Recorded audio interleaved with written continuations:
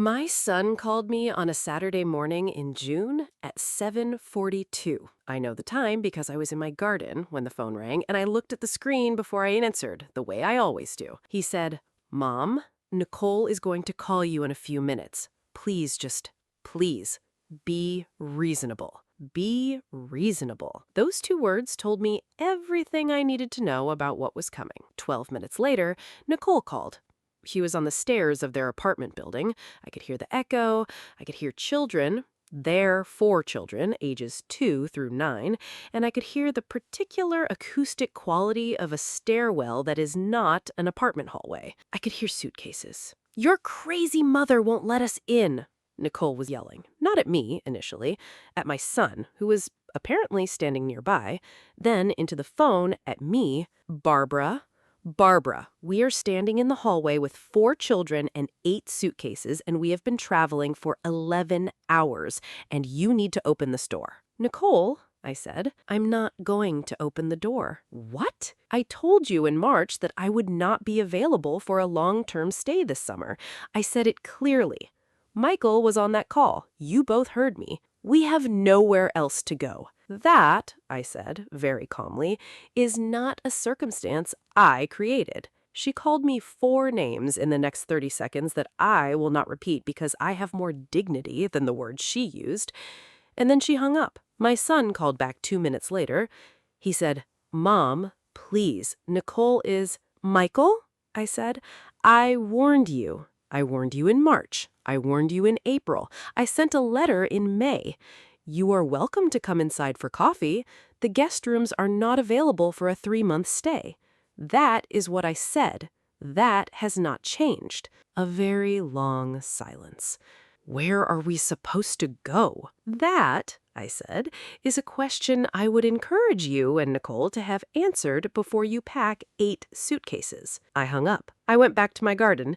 And I want to tell you, because this is the part that surprised even me, I felt fine. Not guilty, not anxious, not the specific low-grade nausea that usually follows any confrontation with my daughter-in-law. Fine, because I had warned them 3 times in writing. And in about 70 minutes, you were going to understand everything. Every year that made that Saturday morning possible, every conversation ignored, and every boundary dismissed, and every time I had opened a door I should have kept closed. But mostly, you are going to understand why on a Saturday in June, with my son and his wife and their 4 children standing in a stairwell 11 hours from home, I went back to my garden. My name is Barbara. I am 64 years old. I live alone in a house in Vermont that I have owned for 22 years. A 4-bedroom house on 2 acres with a garden I have been building for 15 years and a guest suite that is, by any objective measure, nicer than most hotel rooms. I am a retired English literature professor, 30 years at the same university, the last 12 as department chair. I understand language with precision. I understand what words mean when they are chosen carefully and what they mean when they are chosen carelessly. I understand the difference between a request and a demand, between an explanation and an excuse, between a limit being set and a limit being tested. I have had all of these distinctions tested comprehensively by my daughter-in-law. My son, Michael, is 38. He is, and I say this, my name is Barbara. I am 64 years old. I live alone in a house in Vermont that I have owned for 22 years. A 4-bedroom house on 2 acres with a garden I have been building for 15 years and a guest suite that is, by any objective measure, nicer than most hotel rooms. I am a retired English literature professor, 30 years at the same university, the last 12 as department chair. I understand language with precision. I understand what words mean when they are chosen carefully and what they mean when they are chosen carelessly. I understand the difference between a request and a demand, between an explanation and an excuse, between a limit being set and a limit being tested. I have had all of these distinctions tested comprehensively by my daughter-in-law. My son, Michael, is 38. He is, and I say this with the complicated love of a mother who knows her child fully, a man who is easier to live with than to stand up to. He is warm and funny and deeply avoidant of conflict. He chose a wife who makes decisions and he makes peace with them. This has worked for their marriage in its way. It has worked less well for his relationship with me. Nicole is 36. She is from a large, loud, close-knit family in New Jersey, the kind of family where everything is negotiated at volume and nobody is ever entirely alone, and the concept of personal space is understood as a kind of affectation rather than a right. She is not a bad person. She is a person whose family of origin had no model for the kind of quiet, maintained, deliberately held limits that I consider basic to a functional adult life. She entered my life 8 years ago and has been, in the specific, tiring way of people who believe persistence is equivalent to permission, steadily testing the perimeter of what I will absorb. The children are Rosie, 9, Jake, 7, Connor, 4, and the youngest, a girl named Lily, who was 2 at the time of the Saturday in June, and who is, as all 2-year-olds are, innocent of everything. I love my grandchildren. I want to say that clearly and early because everything that follows could be read as something other than love, and I want you to understand that it is love, specifically and precisely love, that made everything I did possible. I loved them enough to hold the line. Because a grandmother who can be leveraged through guilt is not a resource for her grandchildren. She is a cautionary tale. Now, let me tell you about the years before June. The first time Nicole and Michael came to stay, they were not yet married. Michael asked, I said yes. They stayed for a weekend, everything was fine. The second time, they stayed for 4 days, fine. The third time, the summer before they married, they stayed for 10 days. I want to be precise about the 10 days because 10 days with Nicole is a specific, instructive experience. Nicole does not treat a guest room like a guest room. She treats it like a staging area for her life.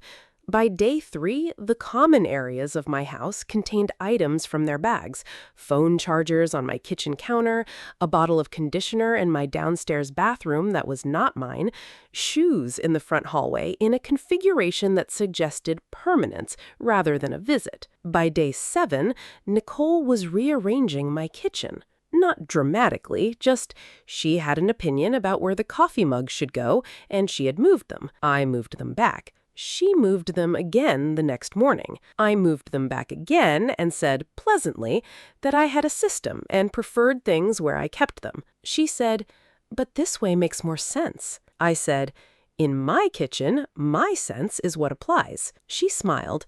She did not move the mugs again. But something registered in how she looked at me after that. A recalibration. The specific expression of someone who has tested a perimeter and noted its location for future reference. They married the following spring. The summer visits became a pattern: annual, expected, lengthening. The year after the wedding, 2 weeks. The year after that, 3. Then 3 weeks became a month. Then the month began expanding at the edges with reasons. An extra week because Connor had a doctor's appointment they'd scheduled nearby. Another few days because it was easier to drive back at the end of the month than the middle. By the time Lily was born, the summer visit had become, not through any formal agreement, not through any conversation I had explicitly consented to, a 6-week institution. 6 weeks.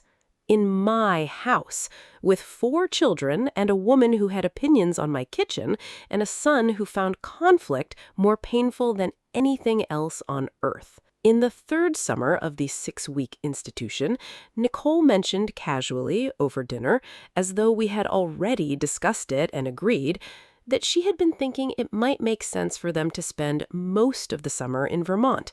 The children loved it there, she said. Michael could work remotely. It was better for everyone. Most of the summer? I said. Maybe July and August, she said. I looked at Michael. He looked at his plate. I said, let's talk about that more specifically before any plans are made. We never had that conversation because Nicole had already decided, and decided conversations were less efficient than established facts. The following summer, they arrived on June 30th. They left September 4th. That was the summer I began keeping notes. I'm a retired English literature professor. I understand documentation. I began keeping a dated record of the visits, arrival, departure, requests made, requests denied, incidents, not for legal purposes initially, for my own clarity, to prevent myself from being told in any future conversation that I was misremembering or exaggerating. I was not misremembering. The notes confirmed it. And in the fourth summer of what had, without my consent, become a standard arrangement, I sat down in March and had a conversation with Michael on the phone, Nicole on the line too, I insisted, in which I said clearly, and in language precise enough that a professor of English literature could be certain it was understood, I am not going to be available for a long-term summer stay this year. I'm happy to have you visit for 2 weeks in July. Beyond that, I need my house and my summer to be my own. Nicole said, we'll figure it out. I said, I'd like us to figure it out now, on this call. She said, Michael and I will talk and we'll let you know. They let me know nothing. I sent an email in April confirming what I had said in March. I sent a letter in May, printed, signed, mailed, reiterating that the guest rooms were not available for a long-term stay. In June, they packed 8 suitcases, drove 11 hours, and stood in my stairwell expecting me to open a door I had told them 3 times that would not be open. Has anyone ever had the experience of saying no clearly, in writing, multiple times, and watching someone arrive anyway, as though the no's were drafts rather than decisions? Drop it in the comments, because I think more people than will admit it have been in some version of that stairwell, some of them on the stairs, some of them inside the door. Let me tell you the Saturday in complete detail. Michael's 7:42 call, please be reasonable, was the first signal. He knew they were coming. He had participated in the plan while simultaneously expecting me to accept its consequences. This is Michael's particular dynamic with Nicole. He doesn't initiate, but he enables, and then he calls ahead hoping to smooth what he helped create. Nicole's call came at 7:54. I heard the stairwell. I heard the children. I heard Rosie, who was 9 and old enough to understand that something unusual was happening, say, Mom, why aren't we going in? I heard Connor asking for a snack. I heard Lily, who was 2, making the sounds of a toddler who has been in a car for 11 hours. Nicole was on the stairs of my house. I want you to understand the geography. My house has a ground floor entry, an interior stairwell to the main floor, and the front door locks from inside with a deadbolt. I had locked the deadbolt. They could not come in without me unlocking it. I did not unlock it. Nicole called me crazy 4 times in 30 seconds and then hung up. Michael called. I repeated what I had said in March, April, and May. He said, Mom, please, just let us come in and we'll figure it out. I said, Michael, if you come in, you will be coming in on the assumption that nothing I said in the last 3 months mattered, and I am not willing to establish that assumption. So what are we supposed to do? There's a Holiday Inn 12 minutes from here. There's a vacation rental platform with 7 properties available within 20 miles. I would start there. We can't afford... Michael, I sent you a letter in May. You had time to make arrangements. A long silence. I understand Nicole is upset. I understand the children are tired. This is a difficult moment, and it is a difficult moment that was preventable. He hung up. I went to my garden. I want to tell you what my garden looks like in June because I think it matters for understanding why I was able to go back to it. It is a proper garden, built over 15 years. Perennials I planted from seed, a vegetable section that feeds me through September, roses along the south fence that were there when I bought the house and that I have been training ever since. In June, in Vermont, Everything is at the precise moment between preparation and full bloom. I was deadheading the roses when my phone rang again 40 minutes later. It was Michael. His voice was different, quieter, the particular quiet of someone who has had an argument they lost. He said, "We found a rental, 40 minutes from here. We can stay through July." I said, "That sounds good. Can we come in for coffee? The kids are—" "Yes," I said, "of course. Come for coffee." I unlocked the door. They came in. Nicole did not speak to me for approximately 45 minutes. She sat at my kitchen table and managed Lily and her expression simultaneously, neither of which appeared to be going well. The older children, Rosie and Jake especially, absorbed the atmosphere in the way children do and were quieter than usual. I made coffee. I made a snack for the children. I sat at my own table, in my own house, and I was warm and normal and entirely myself. 2 hours into the coffee visit, Nicole asked to speak with me privately. We went to the garden. She was not yelling now. The phone call version of Nicole, stairwell, your crazy mother, had been replaced by the version that exists when she understands that a situation requires a different register. She said, "I want to understand what changed." I said, "Nothing changed. I said in March that this year was different. Nothing changed from that. We've always come for the summer." "You have come for the summer," I said. "I have accommodated it. There's a difference." She looked at me. This felt like it came out of nowhere. "I sent 3 communications," I said. "March, April, May. The May one was a letter." "I thought you were—" "What?" "Making a point. I thought you were frustrated and making a point and that we'd arrive and you'd let us in because that's what you do. That's what you've always done." I looked at her. "Nicole, I need to tell you something." "Okay." "What you just described, arriving anyway because that's what I do, is the reason the summer visits needed to end. Not because I don't want to see my grandchildren, not because I don't love this family. Because you have learned correctly that my no is a starting position rather than an answer, and that is my fault as much as yours. I taught you that." She was quiet. "I am teaching you something different now," I said. "The letter in May was not a point I was making. It was a statement of what was going to happen. And if we hadn't found the rental, you still wouldn't have come in," I said. She looked at the rose hedge. She looked back at me. "Okay," she said. Not warmly, but honestly. That was enough. "Let me ask you something right now. Has anyone ever told you that they arrived anyway, showed up despite being told not to, because they had learned to read your no as negotiation? And did hearing that feel like their failure or yours? Drop it in the comments, because I think that question, whose fault is the pattern, is one of the most important questions in family dynamics. And I think the honest answer is usually both. Right here. Nicole is in my garden. She has just told me, "They came anyway because that's what I do." And I have just said something I have never said in 8 years. I taught you that. But here is what I haven't told you yet. What I told Nicole in the garden was one part of the conversation. The second part, the part that came after Nicole went inside and Michael came out to talk to me, is the part that changed our family in ways that are still unfolding. Because Michael said something that I was not expecting from a man who calls ahead to smooth things and then enables them anyway. He said something honest, something that told me he had understood the letter in May in a way I hadn't realized. Before I tell you what he said, if this story is reaching something real, if you have been the person whose house, whose time, whose resources have been treated as a given rather than a gift, hit subscribe right now. I make a new story every single week about women who held their ground, about families who tested it, about what happens when a no finally means no.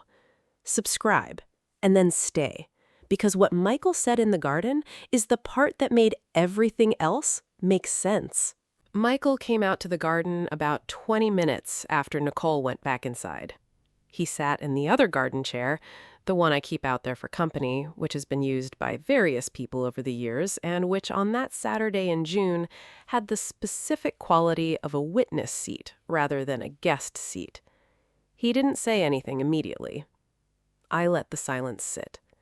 Finally, he said, "I knew you weren't going to let us in." I looked at him. I knew when we packed the car. I knew when we crossed into Vermont. I knew when we pulled up. And I let her drive. I let her make the call because I thought if she hit the wall herself, maybe she'd understand it in a way she wouldn't if I tried to explain it. I sat with that. "That was not a kind strategy," I said. "No," he said. "It wasn't. You let your wife and 4 children travel 11 hours to a house you knew was closed. Yes. And you called me to be reasonable. Yes." He looked at the garden. "I'm sorry, Mom. Not for today specifically, for how long this has been going on. The summers. The way Nicole talks about your house like it's ours. I've let that happen. I haven't said the thing that I should have said, which is, it's not ours. It's hers, and she gets to say what happens in it." I looked at my son, 38 years old, sitting in my garden chair, saying the thing. "What made you decide to say it now?" He was quiet for a moment. "The letter in May. When I read the letter and I saw that you had put it in writing, that you had mailed a physical letter, I understood that you were done adjusting. And I thought, either I say something to Nicole and we have the hard conversation, or we drive to Vermont and find out what done adjusting looks like." And I took the coward's option. Again. I let that sit. "Michael, I'm going to say something and I need you to hear it without defending yourself. Okay. You have spent 8 years being the person who calls ahead, who smooths, who enables, and then apologizes.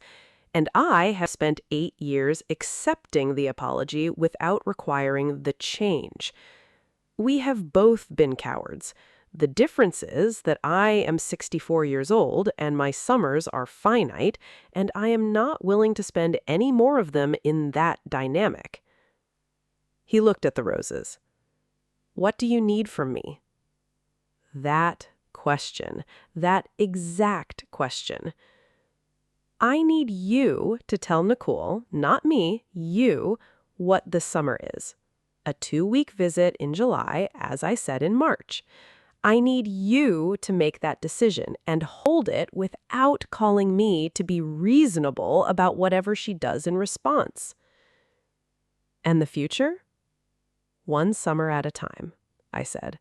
"Let's start with this one." He nodded. He went back inside. I deadheaded the last of the roses. The rental was a farmhouse 40 minutes from me. 3 bedrooms, a yard, a reasonable kitchen. Not my guest suite, but entirely adequate for a family of 6 for a month. They stayed in July. I saw them 4 times during that month, twice at my house, twice at theirs. The visits were the right length. They had a beginning, a middle, and an end. And when the end came, the children said goodbye and got in the car and went back to the farmhouse, and I had my evenings. The children. I want to tell you about the children in July because this is important. Rosie, who is 9 and pays attention to everything, came to my garden on one of the visits and sat beside me while I was working. She said, "Gran, are you mad at us?" I set down my trowel.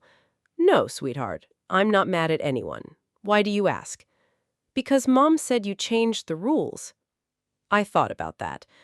"I didn't change the rules," I said. "I explained them more clearly.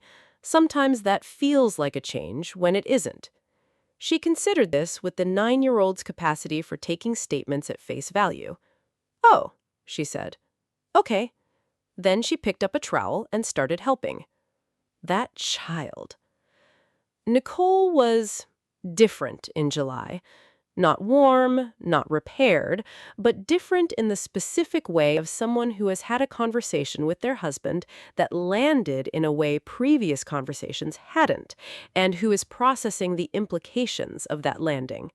She did not rearrange my kitchen. She said thank you when I made coffee. Once, toward the end of July, she sat with me in the garden while the children played inside, and she said, "I know I'm not easy." "You're not," I said. I genuinely didn't think you'd leave us in the stairwell." "I know," I said. "That's why the stairwell was necessary." She looked at the roses. "Were you scared?" "No," I said. "At all?" "No. I had warned you. I knew what was in the letter. I knew what I was going to do. The only thing I wasn't certain of was whether Michael would figure out the rental or call someone to pressure me." "He didn't call anyone?" "He found the rental," I said. She was quiet. "That's—" She stopped. "That's actually kind of impressive." "Yes," I said. "It is." She almost smiled. Not quite, but almost. The story of the stairwell, as these things do in families, became part of the family record. Nicole's mother called me in August. She had heard a version of it, presumably the version where I was the crazy mother who wouldn't let her grandchildren in, which was, I'm told, the framing Nicole used in the immediate aftermath. Her mother's name is Carol. She is 62, from New Jersey, and has the particular quality of a woman who has navigated a large family for 40 years and understands, beneath the loyalty to her daughter, when a situation has more complexity than the version she received. She said, "Barbara, I heard about June." "Yes," I said. "Nicole says you left them in the stairwell." "I did." A pause. "She also mentioned a letter." "In May," I said, "and an email in April, and a phone call in March." Longer pause. "Did she tell you about all three?" "She mentioned the letter," Carol said. "There were three," I said. "I can send you copies if it's useful." Very long pause. "Barbara," her voice shifted, "I'm going to say something that Nicole is going to be annoyed with me for saying." "All right." "She's been doing this her whole life, with me, too. She hears the first no and decides it's a draft. I have been letting her do it since she was 12. I'm sorry she brought it to your house." I sat very still. "Thank you for saying that, Carol." "Did Michael handle himself?" "He found the rental," I said. She made a sound that I can only describe as a surprised, approving exhale. "Well," she said, "good for him." My friend Helen, who has known me since the children were small, who was a professor in the same department for 20 years, who has watched the Nicole situation develop with the specific attention of someone who has heard about it regularly over dinner, called me in late August. She said, "Tell me you actually left them in the stairwell." "I left them in the stairwell." She said a word I won't repeat, and then, "Barbara, I have been waiting 8 years for you to draw the line, and who laughed when you finally did? Tell me in the comments." It is 10 months since the Saturday in June. Michael and Nicole are planning a 2-week visit in August this year. A 2-week visit. Not a summer, not a month, not 8 suitcases and a 3-month occupation. 2 weeks, which I have agreed to, which I am actually looking forward to. Rosie has been writing me letters, real letters, on paper, because I told her last summer that I loved getting mail, and she took me at my word. She has sent 6 since September. They are in a folder in my study, next to the notes I used to keep of the visits, which I no longer need to keep. I do not have a therapist specifically, though I have a long relationship with a former colleague who was a psychologist and who has, over the years, provided the kind of informal clarity that formal therapy would have provided if I had sought it. She said something to me in September that I want to share because I think it is the most accurate framing of what happened. She said, "Barbara, what you did in June was not about Nicole. It was about you. You decided that 64 years of being reasonable was enough, and that the next chapter was going to be a chapter you wrote. The stairwell was the first sentence. The first sentence. I like that framing. I am 64 years old. I have a garden I have been building for 15 years.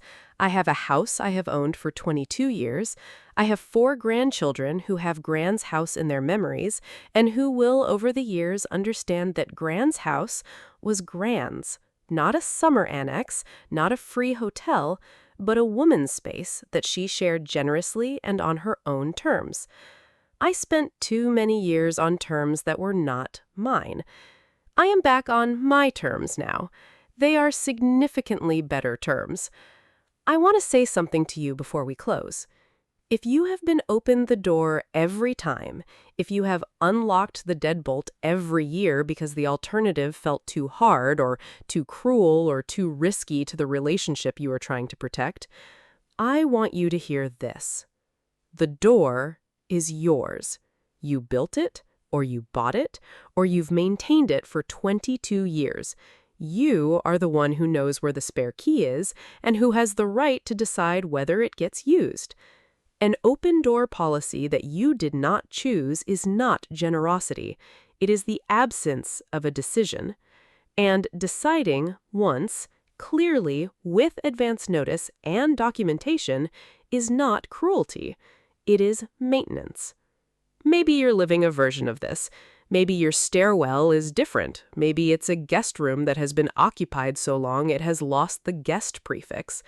Maybe it's a boundary you have stated 3 times and then relented from each time because the arrival happened anyway. I want you to know something. The 3 communications were not failures. They were the record. When Nicole stood in the stairwell and called me crazy, I had the March call, the April email, and the May letter. I had not been unreasonable. I had been documented. There is a difference, and the documented one can stand in a garden in June, listening to her grandchildren on the other side of a deadbolt, and feel fine, completely fine. Final question. When I went back to my roses, when I hung up on Nicole and went back to deadheading the south fence, what do you think I was feeling? Drop it in the comments. Not what you would feel, what you think I felt. Because the answer might surprise you. And if this story meant something, hit the like button, share it with someone who needs to lock the deadbolt this summer, and subscribe, because I'll be here next week. There's a story in the description I think you'll need just as much as this one. I'll see you in the next one.